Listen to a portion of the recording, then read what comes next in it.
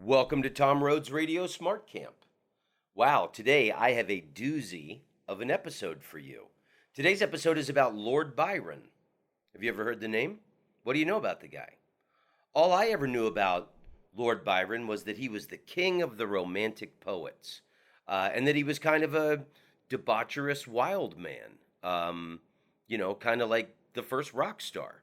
But any biography you ever read about the Rolling Stones or Led Zeppelin and debaucherous behavior from wildly famous celebrities or musicians or artists, you can pretty much throw all those books in the trash because Lord Byron takes the cake, and fucks it too, pretty much. I think the best thing to tell you right up front about Lord Byron is that no hole was safe around him.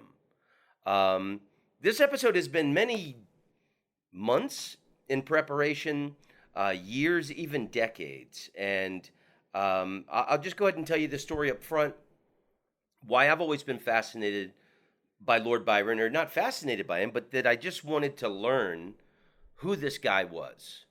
So, my family is originally from Washington, D.C., and I think we were 10 years old. When we were 10 years old, we moved to Wilmington, North Carolina. And we lived in a housing development called Kings Grant. And all of the streets were named after English writers. And my family and I lived on Lord Byron Road.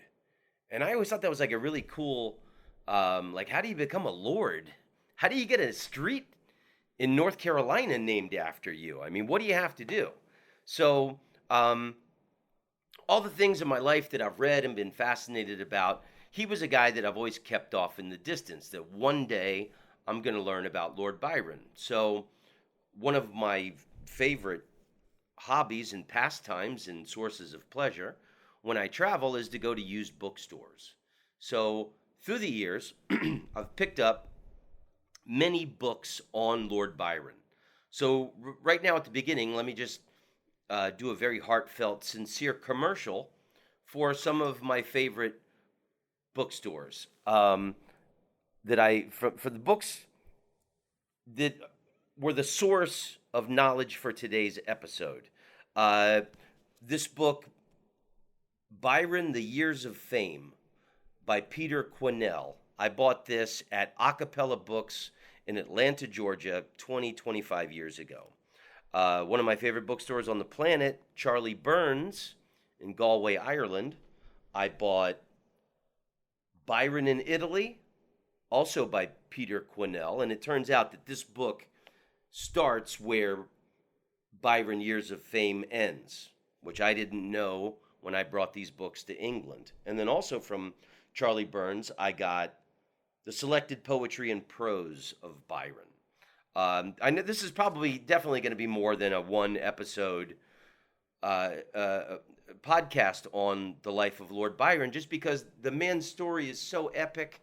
There's so much to tell. Like I said, I mean, just to make a joke, the guy, no hole was safe around the guy. I mean, he fucked everything. A very interesting. I'll tell you, I'll get in the ins and outs of his life, but I mean, just like, he fucked his sister. What? Come on, don't give away the end of the story, Tom, right at the beginning. No, dear listener, that's not the end of the story. That's the middle of the story. But who does that? Who fucks his sister? Well, it was his half-sister, and, there's a lot of things with Byron and where, like, all these different books and, these Peter Quinnell books were written in like 1935. He never comes out and says that Byron fucked his sister until like the very end of the book. And there's so much flowery English language, and I had to look up so many words like poetaster, which is someone who writes bad poetry. So many they dance around topics, and like all these different excuses are made for his behavior and things, but you're gonna be blown away by this guy's life. I mean, he he was a revolutionary in the Greek War for Independence. What are you talking about? That's an English guy, right? Yeah, there's so many elements. Here's a little paragraph from Wikipedia. Often described as the most flamboyant and notorious of the major romantics, Byron was considered a celebrity in his era, both for his success as a romantic poet and for his aristocratic excesses. That's also could sum up the story of Byron's life. Aristocratic excesses, which included huge debts, many sex scandals, numerous love affairs with both men and women, in a time when bisexuality was considered a crime, as well as rumors of a scandalous, incestuous liaison with his half sister. One of his lovers, Lady Caroline Lamb, summed him up in the famous phrase, mad, bad, and dangerous to know. So that line about him is famous, that he was mad, bad, and dangerous to know. But what Wikipedia doesn't tell you is that Lady Caroline Lamb lost her motherfucking head over this guy. She was married. Back in Victorian England, people, it was very common for people to have affairs and lovers as long as you didn't flaunt it and were out in the open about it.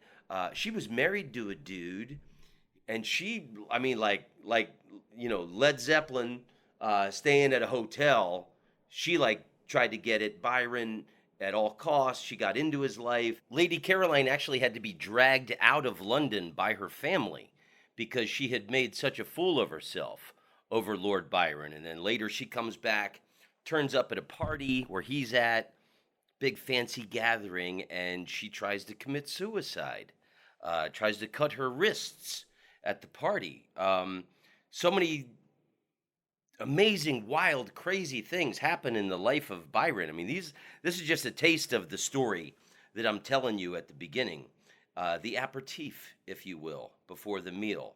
And Byron was very beautiful, and he had big, thick, full lips, and he had black curly hair. But he was born with a club foot, and he kind of dragged it when he walked. And he learned how to do this little slide when he walked. So that's the interesting thing. And he had low self-esteem because of his club foot. All of the names in this story also are great. Like Lord Byron. What a fascinating name. And Lady Caroline, Lady Blessington, Lady Millbank, Lady Melbourne. And Byron poked most of them, just about all of them. Even some of the older ladies. He may have had a lame foot, but there wasn't nothing lame about that dick. And he really enjoyed, older women, younger women, boys, men. The dude had an insatiable appetite for sex, ladies and gentlemen. So, it's almost like I had to read several books to get at what was the story of Byron. And this other book that I bought just last month, about 3 weeks ago when I was in Inverness, Scotland. Great used bookstore there called Leakey's. Even though nothing is alphabetized, it's a great old bookstore. And I wish you could smell the pages of this old book. It's so beautiful. This book is called Lord Byron, and it's by Peter Brent. And this is great. It looks like an 8th grade history book. It's got lots of pictures, and from today's podcast, I will be reading mostly from this book. So why don't we get down to it? Let's hear about the life of Lord Byron. I just spent one of the best 2 months of my life in England, Ireland, and Scotland, opening up for my friend Reginald D. Hunter. We played at all these gorgeous old theaters all over England, and I read some excerpts from my Lord Byron books. And it was pretty awesome to be able to do this, to play to intelligent theater audiences, and then also to tell them the story of the life of Lord Byron and read them some passages. So this was my project. There was a lot of long car rides all over England, and I would be reading my Lord Byron books in the back seat, and every once in a while I'd go, Jesus Christ, and everybody in the car were like, what happened? I'm like, he fucked his sister. And it was really cool. Everybody in the car for these 2 months was interested in Lord Byron because I was interested in it and I was reading about his life. So let me have a sip of coffee and let's get down to it. So Nottingham, or as people from there call it, Nottingham, is in a province, an area called Nottinghamshire. And that's where the family home that Byron later inherits, Newstead Abbey. And it was kind of like it looked like an old castle. You can go visit it today. That's where Byron is buried. But he inherits this property and the title Lord Byron at a very young age. And the De Byron, Deburun, different spelling. If the De Byron family were, as supposed, the Norman ancestors of the Byrons, Byrons, little is known of their fortunes until Henry VIII. Yes, that Henry VIII. The turkey leg chewing, cutting off the head of wives who wouldn't give him a male heir. That notorious slob, Henry VIII. You know, when I was in England, we would have these wonderful film festivals. Like we watched one night back at Reginald D. Hunter's house, we watched Stanley Kubrick's Barry Lyndon, which was great. And there was dueling. And then we watched this other film, I think it's called A Thousand Nights of Anne, which was about Anne Boleyn, who was married to Henry VIII and got her head cut off. And Richard Burton plays Henry VIII. And I never knew anything about Richard Burton other than the fact that he was overly tanned and drank too much and was married to Elizabeth Taylor. But he was brilliant in this film as Henry VIII. Anyway, there's another little side project for your learning and viewing pleasure. So, little is known of the family fortune until Henry VIII granted Newstead Abbey in Nottinghamshire to Sir John Byron, his bastard son, John. So this is the bastard son of Henry VIII, where the Byron family lineage comes from. So his bastard son, John, knighted by Queen Elizabeth and distinguished from his father by the title Little Sir John with the Great Beard, was well known even in those self-indulgent days for the scale of his entertaining. And these people like to party, and they like to get it on and throw big, crazy orgies and whatnot. Lord Byron's immediate ancestors continued this tradition of extravagant behavior. It was his granduncle, the fifth Lord, and not the poet, who was widely known as the Wicked Lord Byron. He killed a neighbor, William Chaworth, in a duel over a trivial disagreement. He built on a lake at Newstead a small castle in which, it was believed, he and his cronies took part in unspeakable orgies. Does this book have your attention yet? This is the dude's family. Other rumors about him were more specific, that he had shot his coachman, for example, and thrown his body in the coach beside his wife and driven the carriage himself. Predictably, his wife left him and his son ran off with a cousin. His brother, who was Byron's direct grandfather, was a sailor so notorious for attracting storms that he became known as Foul-Weather Jack, having married, as the Byrons tended to, a cousin. He seemed to have attracted matrimonial storms with the same frequency, apparently seeing no contradiction between his vows of conjugal fidelity and his determination to maintain and even extend his reputation as a rake. Now, a rake was like a womanizer, a skirt chaser.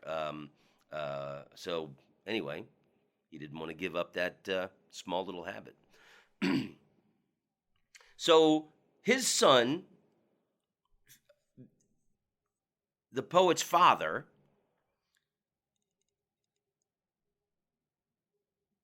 seems to have been reasonably faithful to his wife, but in 1784, she died while giving birth to Augusta. And this is Byron's half sister that he's later going to have sex with. And it's going to be a big scandal. Paradoxically, the only one of her children to survive. So the next spring, Mad Jack, that's Lord Byron's father. So everybody was kind of crazy in Lord Byron's family. And he kind of felt that like his family was cursed, that there was this doom over him, and that his family was cursed, and it's romanticized as the source of his melancholy and self-hatred. But anyway, his father, Mad Jack, still on the right side of 30, appeared among the clustering heiress hunters at Bath. Bath was a resort town in England where the richest went, fortune hunting in the marriage market. In a very short time, practiced as he was, he had come across and run down his query, a rather plain but very rich young lady named Catherine Gordon. In May of that year, 1785, she married Jack Gordon. Her ancestors, too, seem to have been a rather robust collection. What a funny way to describe a colorful family. Hey, your family's kind of a robust collection. Her ancestors, too, seem to have been a rather robust collection. Their eccentricities at least as great as those of the Byrons, though displayed in the more open-handed manner common among the reivers and robber barons who thieved, rustled, and raped along the Scottish border. Herself an orphan, Catherine had been brought up in strict Calvinist gloom by her grandmother, a woman who mitigated the darkness of ignorance by the spurious glitter of superstition. Wow. I think they're talking about religion and maybe some other voodoo shit.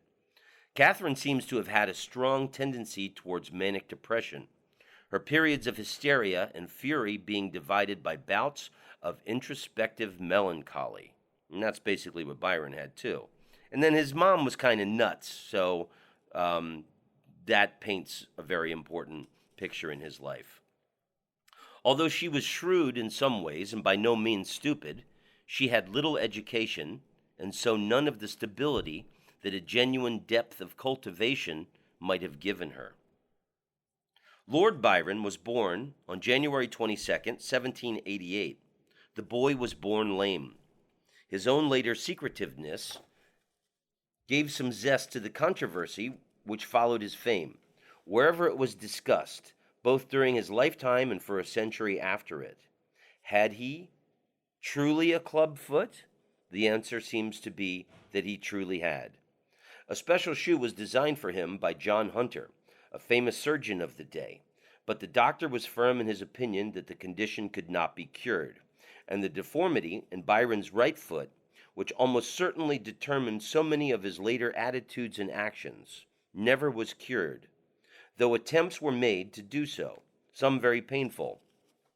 Nevertheless, the boy learned to accommodate himself to his condition, at least superficially, so that in the end only those pastimes which involved an extreme lightness of foot proved beyond him. There's a sort of wildness that one senses in this household, the special madness which perhaps every family generates in its own way.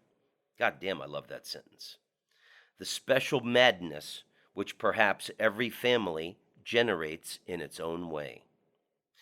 Mrs. Byron veered in her relations with her son from vituperation to kisses. So this is Lord Byron's mom. She veered from vituperation. Vituperation. Vituperation. Vituperation. Did you say vituperation? Vituperation. Vituperation means a sustained and bitter railing and condemnation.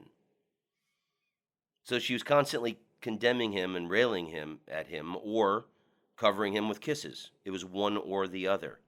And then also she gave him a lot of grief and stress over his club foot. Mrs. Byron veered in her relations with her son from Vituperation to kisses. swooping from one emotion to the other with almost Slavonic abandon. In her loving moods, she would smother him with endearments and caresses. In her furies, attack him with insults about his lameness and his supposed similarity to his dissolute father. In the background lurked Agnes Grey, eternal damnation at her beck and call, while at the center, the young Byron stalked, already proud, demanding, self-absorbed, and oversensitive, conscious of the barrier his lameness could make between himself and the world. Agnes Grey and he, out walking one day, were greeted by a passing nurse with the remark, "What a pretty boy Byron is! What a pity he has such a leg!" Outraged, the child struck at her with his toy whip, ordering her not to speak of it. When he was 5, the boy was sent to his first school, a poverty-stricken establishment not far from where he lived. The contrast between the aristocracy of his origins and the plebeian nature of his surroundings became starker the following year. For in Corsica, a cannonball ended the life of William Byron, grandson of the wicked lord. This made George Byron, that's our dude, by the way, Lord Byron, his real name is George Gordon Byron. So imagine, this cannonball kills his cousin in Corsica, ending the life of William Byron, grandson of the wicked lord, and made George Gordon heir presumptive to the barony and its estate of Newstead Abbey. By then, however, he had also moved up the educational ladder, becoming a pupil at Aberdeen Grammar School. That's cool. I was just in Aberdeen, Scotland last month, and that's pretty amazing to think that that's where he was at school when his entire life and fortune changes, and he goes from just a schmuck to being a guy with some property in a pretty badass castle. More importantly, this is my favorite part, more importantly, he had discovered books. From now on, certainly throughout his youth, he was to read with omnivorous, insatiable delight, ingesting history, tales of travel, classics, translations, novels, and accounts of great deeds and battles, all at enormous speed and with precocious intensity. Knowles' Turkish history was perhaps especially important, for as he said, "I believe it had made much influence on my subsequent wish to visit the Levant," that's Syria, in that area, "and gave perhaps the Oriental coloring which is to be observed in my poetry. Yet poetry itself did not attract him. On the contrary, he could never bear to read any poetry whatever without disgust and reluctance." Interesting. Whatever drew him more, as was not surprising, given the influence of both mother and nurse, was the Bible. Even the Psalms, acknowledged poems though they were, did not deter him. The story of Cain and Abel already fascinated him. The idea of evil done under compulsion, of the man cursed, a fugitive and a vagabond shalt thou be in the earth, seemed even at that age to awake a strange resonance within him. Well, a fugitive and a vagabond shalt thou be in the earth. Perhaps he felt already the beginnings of that certainty of doom which dominated him, to his horror and delight, and throughout most of his life. Another strand in that dark tapestry was woven in when he was around 9 years old. Agnes Grey left the Byrons. In her stead, her younger sister May entered the household. May, who remained in the household until Byron was 12, was as devout and Bible-quoting as her sister. Not only that, she ordered the boy's life by beatings so violent that in the later words of Hanson, the Byrons' London agent, his bones sometimes ached from it. And there was another element in May's character. Much later, in his detached thoughts, Byron wrote, "My passions were developed early, so early that few would believe me. if I were to state the period and the facts which accompanied it. For in Hanson's words, when Byron was 9, a free Scotch girl used to come to bed him and play tricks with his person. Wow. So she's beating him violently, quoting the Bible, and then coming to his bed and playing with his dick and having sex with him. Wow. I mean, maybe that was why he had such loose morals when it came to sexuality. Who knows what? But imagine what that would do to the mind of a 9-year-old boy. Thus aroused, however, Byron discovered that he was only on the periphery of her sensual world, she having in those circumstances to stand at the center of his. For Hanson reported that she brought all sorts of company of the very lowest description into his apartments. Wow. So she's not only like coming to fuck this 9-year-old boy, she's bringing in trash from the countryside and banging him in front of him. Imagine how confused he was. I mean, he's trying to keep up with this adult sexually, and then whatever confusion or feelings or who knows what he experienced, then he's got to watch her screwing dirty men from the countryside. Wow. Thus he had not only to learn feeling and response to cope with the frightening excitement of an adult and to match it as best as he could with his own, he had also to watch that effort spurned, that gift nullified, as in his presence May entertained her uninhibited friends. Wow. It was not uncommon until well into this century, and this book was written in the last century, for the youths of the middle and upper classes to be sexually initiated by older servants. Wow. So the rich, old money families of England, a lot of these people were losing their virginities with older servants? Interesting. One only has to read the histories of sexual development in Havelock Ellis's Psychology of Sex to realize that this was the case. What harm this did and whether it outweighed the benefits is hard to say. What is certain is that, coupled as it was with both Calvinistic prohibitions of carnality and the repeated violence to enforce them, Byron's initiation does much to explain his subsequent sexual confusion. That, beyond all this, stood only his irascible, unstable mother, meant that he had nowhere to turn for reassurance. The damage done to his emotions had no one to repair it, and it never was repaired. Perhaps equally significant in determining the shape of his life was that when he was 10, his grandfather died, and he became Lord Byron. Mrs. Byron at once brought her son back to England from Aberdeen, Scotland. Arriving at Newstead Abbey, the family seat near Nottingham, with a capital of £75 realized on the sale of her Broad Street furniture. She had hoped for an income of £2,000 a year, but instead learned from Hanson that the estate was chained by the old lord's debts. Most of the furniture had been taken by creditors. Cattle had been given the entrance as a buyer. Okay. So things are pretty shabby. So they inherit this nice piece of property, but it's run down. B-Y-R-E. God damn it. Why does motherfucking Webster's give you commercials? You have to click away when you're trying to record a motherfucking podcast. Buyer. Buyer. B-Y-R-E. Buyer. Buyer.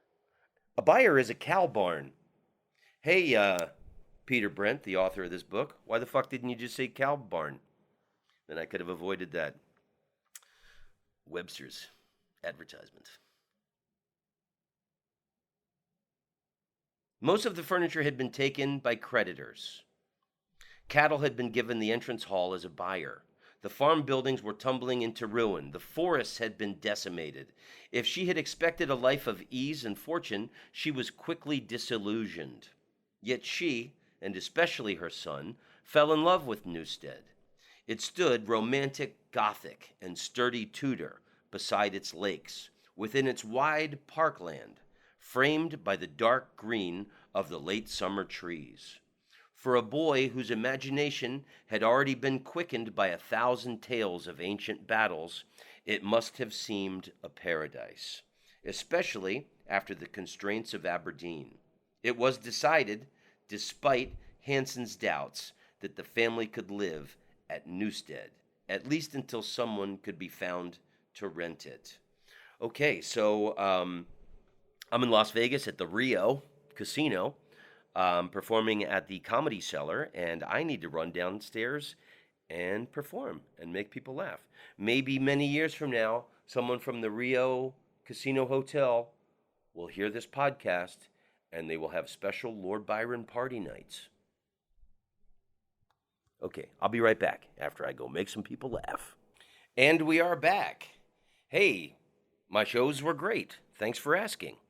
I'm actually performing at the Rio Casino in Las Vegas right now. So in the future, when you're driving through Las Vegas and you see the Rio Casino off in the distance, you can think to yourself, what happens there?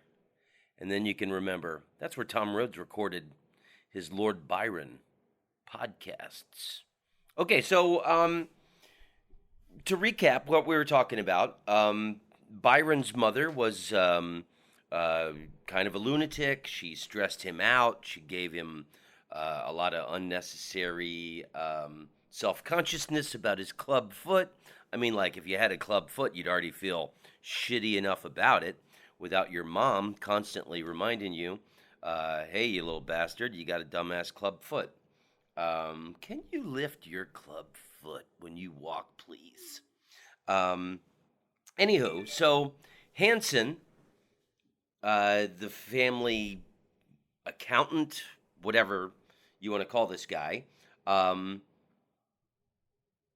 boarding school seemed to Hanson the only remedy for the damage this relationship was doing to Byron, and that relationship was with his mother. So Hanson felt like Byron needed to get away from his mother. In one of the other books I read, Byron's mother had actually made sacrifices and raised the money for him to go to Harrow, this rich kid boarding school of England. It's a very famous school where the richy rich go. So, you know, she was instrumental also, but Byron became popular at Harrow. Everything kind of turned around in his life for him. I guess he's isolated and, you know, living in his own brain, and, you know, he's getting molested by one of the maids of the house, all this different shit that befell him as a child, and then everything really comes together for him at Harrow. He fought constantly. One thing he said, that his youth was very violent. So I think he took a lot of shit for his club foot, and he basically had to fight all the time. But fortunately, the guy loved boxing and thought a man should be able to throw knuckles once in a while. He played a fair game of cricket. The other book said that he was a very average cricket player, but this is an important footnote in the guy's life. He was one of the Harrow 11 in their first match against Eton in 1805. And I know Eton is the other. Those are the two big rich kid schools of England. Like Prince Charles and Prince Harry and all those guys. I believe Eton was the school that they went to. So this is a big deal. So he was one of the Harrow 11 in their first match against Eton in 1805, though according to another member of the team, he had a runner, his lameness impeding him so much. Okay, well, the club foot is again a problem. I guess it wasn't just his mom who thought dude should lift his club foot. Above all, he swam, having taken several years before with a pleasure one can imagine to an element in which he could start level with the rest of the world. Okay, so anything not involving dragging your big ass club foot around, he excelled at. He began to write verses, began to spend long days dreaming hours, withdrawn from friends, shadowed by the elms of Harrow churchyard. His house that he inherited, Newstead, was rented to Lord Grey de Ruthyn. And Mrs. Byron, his mom, moved to Southwell, also near Nottingham, as they say, where in a house called Burbage Manor, Byron joined her for the summer. Quickly bored, however, he moved back to Newstead, established himself in the caretaker's lodge, and fell in love. He had been in love before, the first time before he was 10, with a girl named Mary Duff. In 1813, he was to write in his diary, "How very odd that I should have been so utterly, devoutly fond of that girl, at an age when I could neither feel passion nor know the meaning of the word. I recollect all we said to each other, all our caresses, her features, my restlessness." A little later, he had fallen in love again with his cousin Margaret Parker, who was, as he was to write in his detached thoughts, inspired his first dash into poetry. She had been, he added, one of the most beautiful and evanescent beings, her dark eyes, her long eyelashes, her completely Greek cast of face and figure. I do not recollect scarcely anything equal to the transparent beauty of my cousin. I could not sleep, could not eat, I could not rest. It was the torture of my life to think of the time which must elapse before we could meet again, being usually about 12 hours of separation. But I was a fool then, and not much wiser now. He had been 12 then.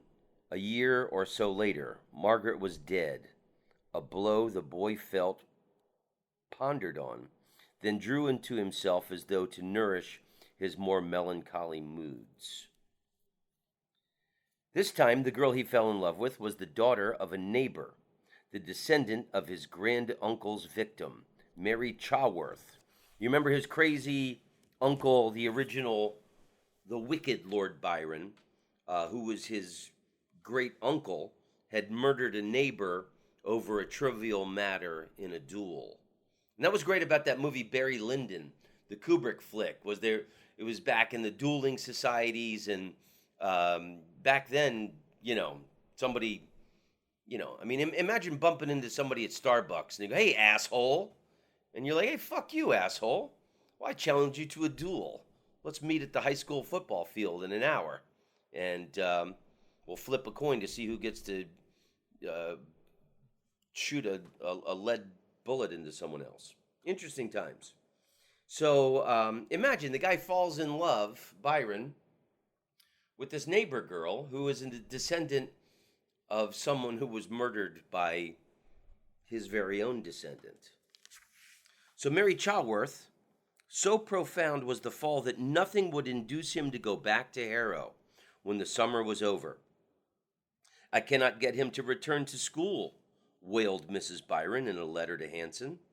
"He has no indisposition that I know of, but love, desperate love." Miss Chaworth, for her part, already engaged to a neighbor, seems for a while to have been flattered by the distracted state of this good-looking, if slightly corpulent, 15-year-old schoolboy. Corpulent means fat. I learned that about a month ago, driving around England. Had to look it up. If nothing else, so he was portly. He was kind of he always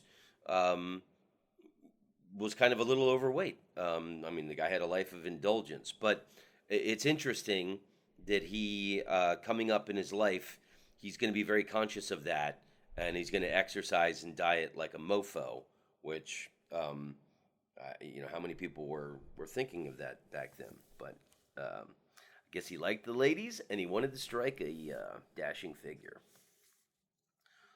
Miss Chatworth, for her part, already engaged to a neighbor, seems for a while. Yeah, we got that part, Tom. If nothing else, at least her vanity was excited. But one night she apparently said to her maid, "What? Me care for that lame boy?" Byron overheard her, or was told of it, and, wounded to fury, rushed out of the house. Okay, so here's a little footnote that I'm not going to tell you later, but I want you to know now.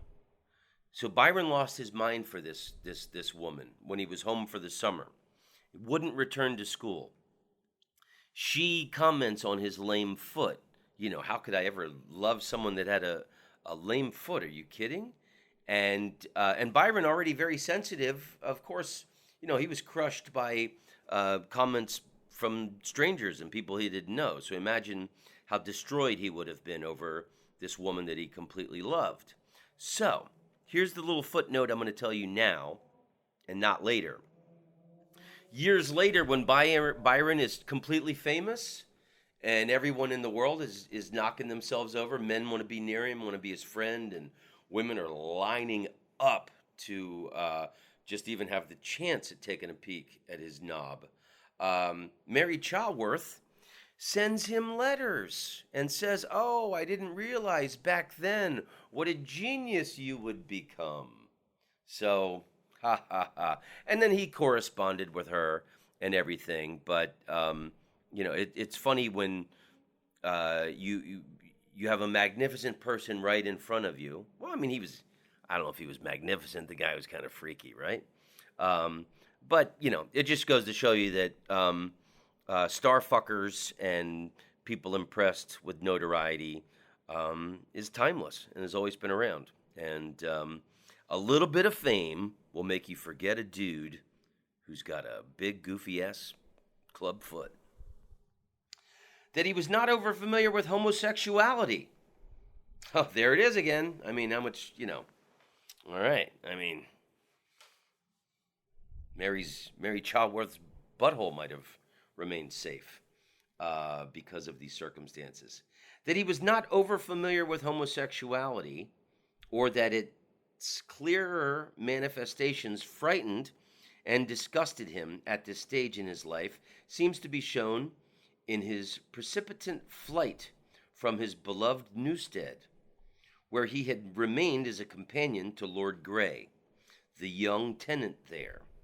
For it seems more likely, so Lord Grey's renting Newstead, and Byron goes to live in the servants' quarters, even though he owns the property. Lord Grey himself, only 23, made physical advances to his good-looking young companion, in a manner sufficiently gross to bewilder and alarm him. He left there telling no one why, but repeating his determination never to have anything to do with Lord Grey again. "I am not reconciled to Lord Grey, and I never will be," he wrote to his sister Augusta, but he added that my reasons for ceasing that friendship are such as I cannot explain, not even to you. It was in this final year to Harrow that he returned, not to its formal institutionalized side, but to the comradeship and admiration it now afforded him. At 17 years of age, he was one of its leading lights, a young man in the world of boys, looked up to and respected for his disdain of its authority. He led a small rebellion against the headmaster, appointed to succeed the retiring Dr. Jury. He played cricket. It was the year he was picked against Eton. He sang at the nearby tavern. He dazzled at the end of term speech day. Having found a place, having wrestled respect from those about him, perhaps like many school heroes, he was afraid of the colder world outside. So he becomes everything. He's popular, people love him. He's like very, one of the most popular guys at Harrow. And then years later, in this these writings that he called Detached Thoughts, he says, "When I first went up to college, it was a new and heavy-hearted scene for me. It was one of the deadliest and heaviest feelings of my life, to feel that I was no longer a boy.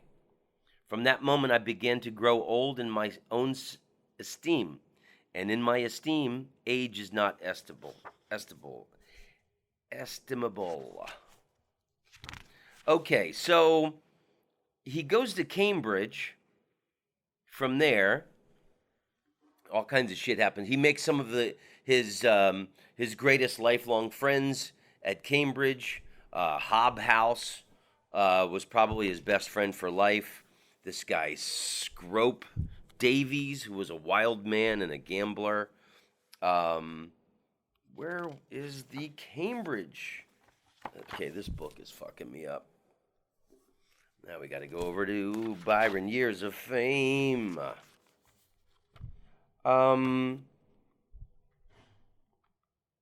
Okay, so he had, where is it?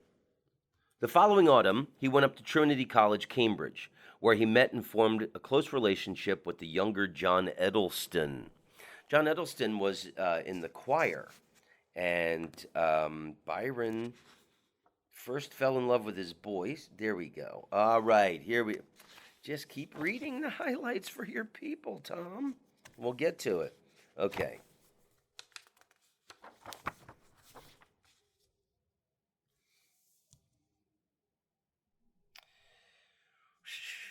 He had, for the most of his life so far, been a rather portly youth. When he was 18, he weighed over 200 pounds, almost dangerously heavy for someone not 5 feet 9 inches tall. I wear 7 waistcoats and a greatcoat, run and play at cricket in this dress. Yeah, so he's like, he wants to be hot and sweat, till quite exhausted by excessive perspiration. No suppers or breakfast, only 1 meal a day. This regiment produced results, however, for he added that my clothes have been taken in nearly half a yard. He saw his future at this time as in politics, and thought of himself as an orator. His title would give him automatic entry to the legislature when he came of age, and he intended, once in the House of Lords, to speak for the more liberal factions of the Whig party. Later in 1807, he became a member of the Whig Club at Cambridge. In those oratorical ambitions, Hanson enthusiastically encouraged him. He forged friendships while a student, which, although usually less passionate than those he had formed at Harrow, lasted the whole of his life. The most important of these was with the son of a Bristol MP, John Cam Hobhouse. But an attachment very different from these was in some ways more significant than either. Byron met and became passionately involved with a young choirist, John Edelston, whom he heard singing in the college chapel the first autumn he was in Cambridge. It was, Byron later said, a violent though pure love and passion. Yet it was certainly a love affair, the first of many such in Byron's life, not all of which were to remain in the technical sense pure. That means he got him in the doo-doo hole. If in the unknown layers of his psyche he hated women, it would not have been surprising, and from one point of view, his life can be taken as a long odyssey of revenge against them. Wow, what a fucking interesting thought, and probably very true. The family configuration of a demanding mother and absent father is, of course, the classical one for the molding of a homosexual. Wow, when was this fucking book written? I'm sorry, I gotta take a peek. Where is the... 1974. All right, motherfucker. Wow. I thought this book was written... What an observation from a 1974 person writing this. The family configuration of a demanding mother and absent father is, of course, the classical one for the molding of a homosexual. it's so fucked up that they would think that's all it took. Thus, a part of Byron's apparent greed for women may also have been rooted in the energy of his flight from men, may at times even have been a deliberate mask to deceive the world. Another molded grimace, that of the indiscriminate but heterosexual lecher, behind which the more loving but homosexual aspect of the true Byron could hide. Wow, that's interesting. In the summer, he was in London. I swam in the Thames, from Lambeth through the two bridges, Westminster and Blackfriars, a distance of 3 miles, and busy with a new poem on Bosworth Field. In this, he was encouraged by the early, if moderate, success of his first volume of poems he brought out for public distribution, Hours of Idleness. That was the name of it. In every bookseller's I see my own name. I say nothing, but enjoy my fame in secret.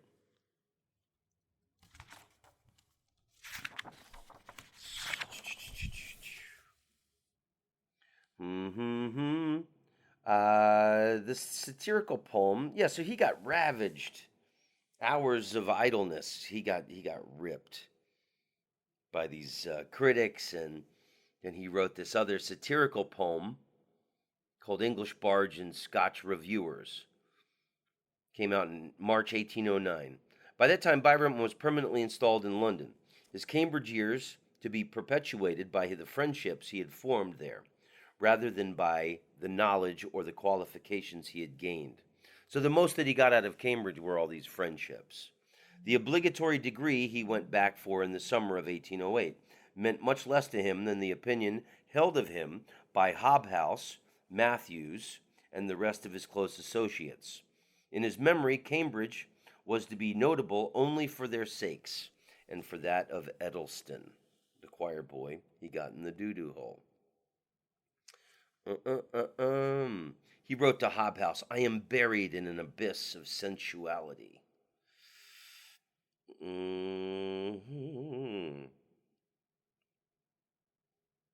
Yeah, so he was settling a score because he got so many bad reviews for Hours of Idleness. Prepare for rhyme, I'll publish right or wrong. Fools are my theme, let satire be my song. I guess that was kind of like a rap takedown. That was like Tupac calling out Biggie. English bards and Scotch reviewers had come pouring out of him, a lava-like retort to some of the criticism to which Hours of Idleness had finally been subjected. He made Geoffrey, the editor of Edinburgh Review, that stern arbiter of literary acceptability, his especial butt. It was only just over a year that this journal had written of his first volume. So far from hearing, with any degree of surprise, that very poor verses were written by a youth from his leaving school to his leaving college, inclusive. We really believe this to be the most common of all occurrences, that it happens in the life of 9 men in 10 who are educated in England, and that the 10th man writes better verse than Lord Byron. So that's what this cock, Geoffrey, from the Edinburgh Review said. Although Byron had now taken his seat in the House of Lords, he was already planning a voyage east. He put Hanson under pressure to find the necessary money. Then, with several of his friends, he retired to Newstead, where a series of slightly overheated evenings, they dressed as friars, and Matthews, dubbed Byron the Abbot, gave rise to excited rumors in the locality. What are they doing up there? Dressing like priests and having orgies? A lot of strange shit happened at Newstead through the years, and Byron kept that tradition going. Perhaps more interesting was that Byron had taken as his page the handsome young Robert Rushton, another in that series of good-looking lads upon whom Byron expended some of his most sincere affection. By bullying Hanson and borrowing from both users and friends, Scrope Davies, lucky at the gaming tables, lent him nearly £5,000. Byron finally put himself into a financial posture to depart. Hobhouse was the only one of his friends who accepted his invitation to accompany him. There is a mysterious urgency in Byron's determination to leave the country. I will never live in England if I can avoid it, he wrote to Hanson. Why? Why must remain a secret? That is strange in a man little given to secrecy and may refer to some homosexual entanglement, or at least temptation. In any event, he had his wish, as he and Hobhouse stood on the deck of the Lisbon packet and watched Falmouth and the coast of England fade into hazy summer and the past. So, you know what? I think that's a good time to end this episode. This is definitely, there's more Byron coming, and this is the poem that he wrote. A packet was basically like a cargo ship. They would move livestock, and then people who didn't have a lot of money to travel could travel with cargo. It was a cheap way to travel back then. And Byron is off with Hobhouse, and this is a poem. This is from the Selected Poetry and Prose of Byron. Now at length we're off for Turkey. Lord knows when we shall come back. Breezes foul and tempests murky may unship us in a crack. But since life at most a jest is, as philosophers allow, still to laugh by far the best is, then laugh on, as I do now. Laugh at all things, great and small, sick or well, at sea or shore. While we're quaffing, let's have laughing. Who the devil cares for more? Some good wine, and who would lack it, even on board the Lisbon packet? Okay, is that enough for today? All right. Well, fuck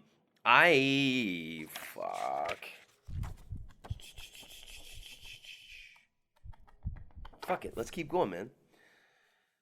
Before journeying on, he sent Rushton home, insisting that Turkey was in too dangerous a state for boys to enter. The absolute ruler of Albania was a white-bearded tyrant named Ali Pasha, whose domains extended over Macedonia and western Greece. His capital was at Janina, and there Byron and Hobhouse arrived on October 5th to find that quarters had already been prepared for them in what is now Byron Street. It's funny, now in Janina they have Byron Street. Amidst no common pomp, the despot sat. He was to write in Childe Harold's Pilgrimage, and to match such high in. So Childe Harold's Pilgrimage is the poem that made him famous in 1812, and so going off on this adventure is where he starts writing about. He writes what will be the work that makes him famous. So in Janina is where he starts it. After two further visits to Ali Pasha, Byron returned to Janina, and there, on the last day of October, sat down to write the opening lines of his long poem, Childe Harold's Pilgrimage. And people lost their minds because they thought that Byron was the character, and he partly was, but it was, he was cynical, he's traveling, it was youth, and partly was the reason everyone wanted to have sex with the guy, was because of the character he writes about in Childe Harold's Pilgrimage. 3 days later, Byron was on the move again, traveling on Ali's ships. This soon found itself gripped helplessly in one of the squalls which blow up so abruptly in those seas. Fletcher yelled after his wife. The Greeks called on all the saints. The Muslims on Allah. The captain burst into tears. Boy, that's not a good sign. He wrote to his mother and added that he himself, wrapped in his Albanian cloak, lay down on the deck to await the worst. This not occurring, Byron and his companions changed ships, and by November 20th had reached Missolonghi, that's the town in Greece he's going to end up dying later in his life. I don't give a fuck about a spoiler alert. I'll tell you where the motherfucker died. I won't tell you how he died, but I'll tell you where he died. A dull town on a marshy lagoon, it made no discernible impression on the poet if for a moment premonition stirred his skin or caused a hesitation in his blood.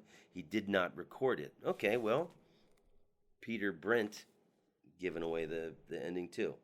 On the way to Athens, Byron and his party stayed at Vastitsa with the governor of the district, a wealthy Greek named Andreas Londos, who, although a servant of the Turks, see, the Turks in the Ottoman Empire controlled Greece at that time, jumped up and with tears in his eyes at the mention of a Greek nationalist who some 2 decades earlier had led a revolt against Turkish rule. Was this the first time that Byron understood the depth of hatred in which the Greeks held for their Turkish overlords?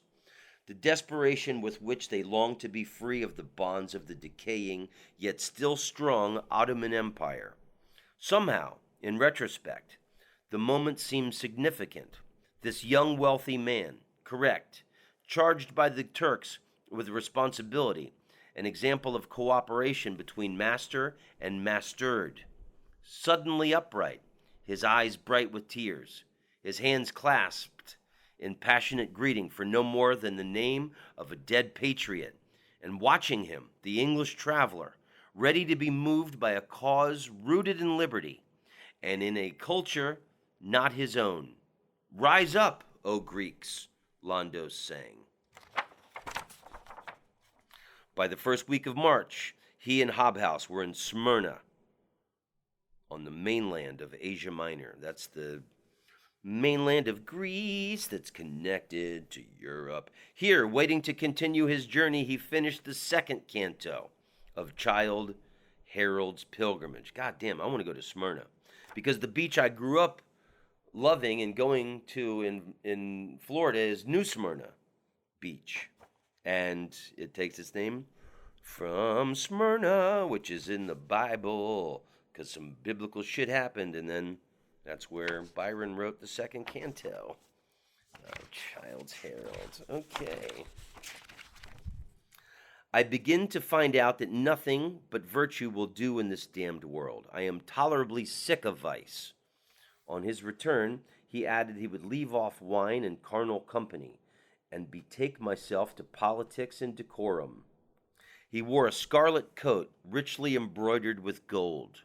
His features were remarkably delicate and would have given him a feminine appearance, but for the manly expression of his fine blue eyes. Taking off his feathered cocked hat, he revealed curly auburn hair, which improved in no small degree the uncommon beauty of his face. It was Hobhouse who had come to the end of his wanderings and was going back to England. Perhaps because of their imminent parting, Byron seemed very depressed during this voyage. It may be, however, that he was brooding over news that he had from England, where there were not only continuing problems with creditors, but where his erstwhile Edelston had been accused of indecency. And he got caught letting someone stick him in a doo-doo hole. And back then, you could life in prison. That's what destroyed Oscar Wilde. He had to do hard labor. But they could also hang you for being gay. This black ending to a pure, if passionate, attachment might well have raised strange guilts and specters in his mind. For there seems little question that the more conservative, shockable Hobhouse had to some extent forced Byron to limit his social and sexual experimentation. He has not the remotest grasp of the real reason which induced Lord Byron to prefer having no Englishman immediately and constantly near him. Suggests that he had a clear idea of the areas of darkness, inner and outer, which Byron preferred to explore alone.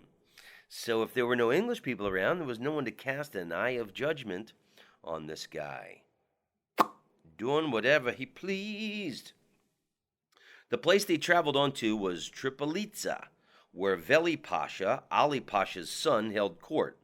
Son proved to have the same taste as father, and Byron was rather embarrassed, though flattered too.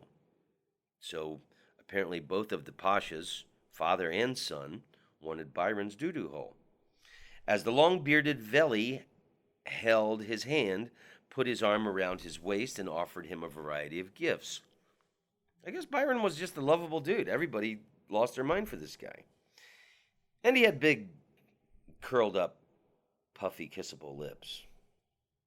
And he was smart. He hoped that we should be on good terms, not for a few days, but for life, Byron wrote to Hobhouse. The probable reason for this choice was his old favorite, Nicolo Girod. This is the young boy that he falls in love with in Greece or Malta? Or no, he sets up this kid being educated in Malta. And then he leaves him money in his will. So Byron wasn't interested in the Pashas because he already had this other kid that he loved. The probable reason for this choice was his old favorite, Nicolo Girod, who was one of 6 pupils living in the monastery in the care of the abbot. All 6 of the boys seems to have romped in a distinctly flirtatious manner with Byron. He called them his sylphs. So Byron's living in this monastery, screwing his brains out. These young boys at the foot of the Acropolis in Athens. But it was Nicolo to whom he was especially drawn, needing to involve himself, perhaps happy to feel love in an uncomplicated way. As Byron told Hobhouse, Nicolo had said that he would follow him across the world, and that they should not only live but die together. The latter I hope to avoid, as much as the former, as he pleases. He was, he added, vastly happy and childish. Confirmed by another's affection, his existence and lovability thus certified, Byron was always happy, especially, perhaps, when the circumstances reproduced the easy, unrepeatable passions of his Harrow days. The monastery must, for a while, have seemed like his old school, with Nicolo to play the part of a Clare or Long. He swam daily at Piraeus. Returning from there one day, he was able to prevent the execution of a Turkish girl caught while making love by order of the governor of Athens. She had been sewn into a sack and was about to be thrown into the sea. Bribery, effective where threats produced mere sullenness, saved the girl, and Byron sent her away to Thebes. So Byron had to bribe the governor and these men who were about to kill this woman for making love, so that they don't kill her and throw her in the sewed-up sack into the sea. There is a suggestion that he perhaps knew the girl better than he admitted. In any case, he used the incident in his later poem, The Giaour. Although he was still writing, had told his mother that scribbling was a disease I hope to cure myself of. What a funny thing to say for a guy to make his fame and living from writing. Hey, man, I think that's... and this adventure that he took with Hobhouse to Turkey and Greece, let me read you this one last thing. This is from Years of Fame, which we'll get in the next episode. So Greece was the land of friendship, of adventure. All his life it was to remain associated in Byron's mind with the idea of youth, that precious gift which, even at the age of 23, seemed to be slipping away from him, like a prodigal's fortune. Greece implied the absence of responsibilities, indolent and yet ambitious, burdened with a very keen sense of the consideration that was due to a man of title and ancient lineage, acutely apprehensive of the criticism to which life in the great world would expose him. He shrank from the prospect of existence in England. He did not pretend that he looked forward to seeing his mother, to whom his attitude at the best of times was frigidly dutiful. He was returning, he told Mrs. Byron in a letter written at sea, with much the same feelings which prevailed on my departure, indifference. Where's the thing that he says about his mom? Anyway. That's it. So now he's returning back to England. I owe her respect. She had we'll go on about this. I owe her respect as a son, but I renounce her as a friend. The guy did not care for his mommy. Anyway, that is part one of this epic Lord Byron series for the podcast. And this will be youth and adventure. And then when we come back on the next episode, it will all be, I mean, imagine how wild, this guy's screwing everyone and everything. You know, he had love rejected a few times, but if this guy did this much screwing and partying and inspired writing before he was famous, imagine what his life is going to be like when he's got money and fame. And that story is coming up on the next episode. And it's always a beautiful day when you learn something, and I hope today enriched you with wisdom and laughter. We love knowledge. Thank you, Tom. But he fucked his sister. Who does that? Shalom, amigos y amigas. And long may you drag your lame club foot. Tom Rhodes, you're a funny man. Tom Rhodes, you're an international comedian. Tom Rhodes, karate kick, baby, oh yeah. Tom Rhodes, you're a groovy dude. You go all around the world, telling jokes to all of the people. You are an international comedian. You're funny to everybody in every single country in the world. Tom Rhodes, I like you very much. I think you're talented and very wonderful. Tom Rhodes, you're the best guy in the world. I wanna be your friend. You should call me sometime. Here is my phone number, 603-644-0048. Yeah, yeah, yeah. Tom Rhodes, you're an international comedic sensation. Tom Rhodes, I like to listen to your podcast. Tom Rhodes, you're the best man to ever walk on the earth.